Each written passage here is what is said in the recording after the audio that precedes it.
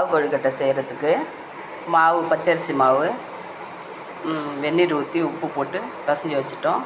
தேங்காய், கடலப்பருப்பு,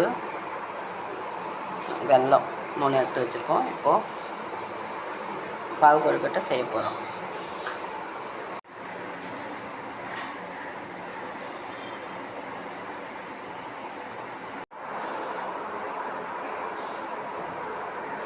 தண்ணி வச்சிட்டோம்.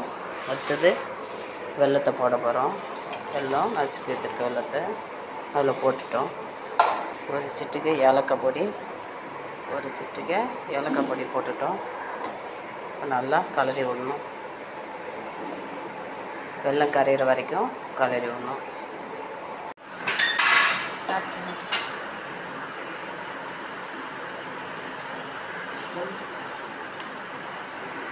பாவு கொழுக்கட்டைக்கு நம்ம வச்சுருக்கிற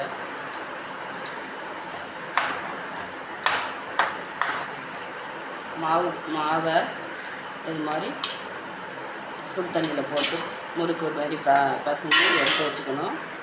எடுத்து வச்சுட்டு பாவு வெல்லம் கொதித்து முடித்தோடனே அதில் போட்டு மெதுவாக கலரணும். அடுத்தது தேங்காய் போடணும். மேலேயே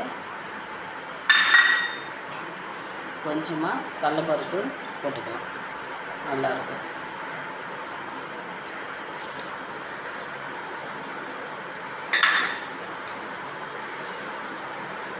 பச்சரிசி மாவை இந்த மாதிரி உரலில் அந்த முறுக்கு உரலில் போட்டு பொழிஞ்சிட்டு அதை வேக வச்சு எடுத்து வச்சதை எல்லாத்தையும் தேங்காய், கொஞ்சோண்டு கடலப்பருப்பு எல்லாம் போட்டுட்டோம். பாவு கொழுக்கட்டைக்கு இதை நல்லா கொதிக்க விட்டு நெய் ஊற்றி இறக்கணும். நல்லாயிருக்கும். பாவு கொழுக்கட்டை ரெடி. நல்லாயிருக்கும். பாவு கொழுக்கட்டை ரெடி பண்ணியாச்சு. இது மாதிரி செஞ்சு பாருங்கள். நல்லாயிருக்கும். கொழுக்கட்டை ரெடி ஆகிடுச்சு.